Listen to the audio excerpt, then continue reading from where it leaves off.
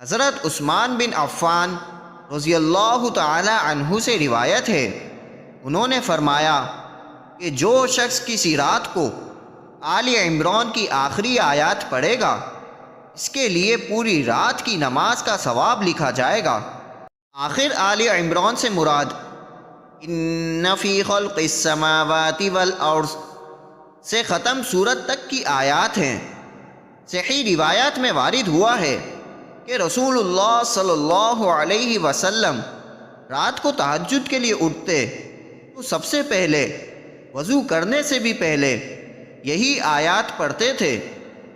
آل عمران کا یہ آخری رکوع بھی سورہ بقرہ کے آخری رکوع کی طرح نہایت جامع دعا پر مشتمل ہے، اور غالباً اس رکوع کی خاص فضیلت کا راز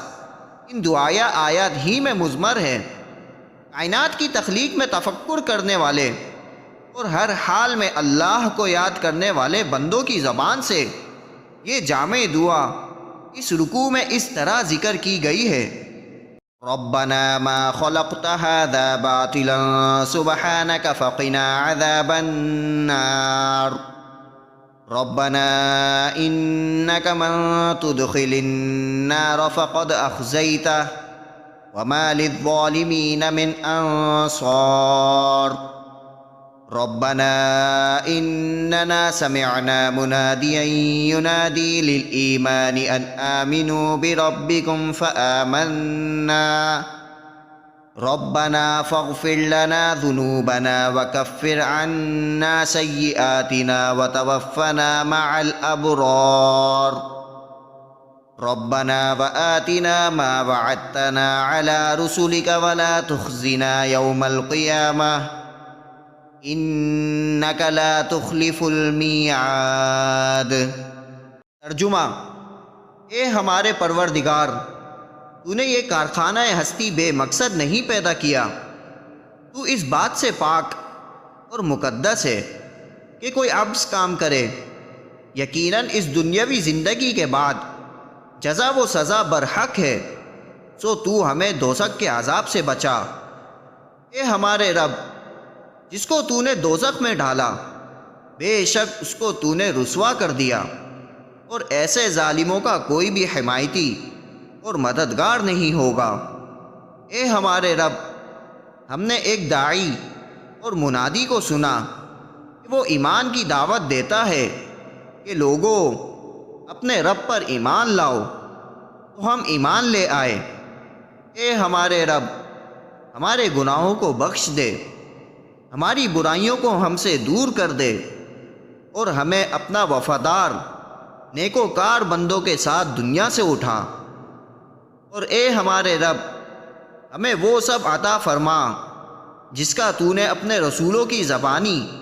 اہل ایمان کے لیے وعدہ فرمایا ہے، اور ہمیں قیامت کے دن کی رسوائی سے بچا، بے شک تو اپنے وعدے کے خلاف نہیں کرے گا۔ سورہ آل عمران کے آخری رکوع کی یہ دعا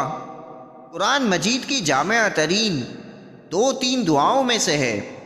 اور جیسا کہ عرض کیا گیا اس رکوع کی خاص فضیلت ان دعائیہ آیت ہی کی وجہ سے ہے۔ واللہ اعلم۔ حضرت عثمان غنی رضی اللہ تعالی عنہ نے جو یہ فرمایا کہ جو شخص رات کو یہ آیتیں پڑھے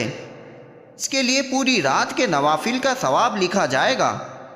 ظاہر ہے یہ بات انہوں نے رسول اللہ صلی اللہ علیہ وسلم ہی سے سنی ہوگی۔ حضور صلی اللہ علیہ وسلم سے سنے بغیر کوئی صحابی اپنی طرف سے ایسی بات نہیں کہہ سکتے، اس لیے حضرت عثمان رضی اللہ تعالی عنہ کا یہ ارشاد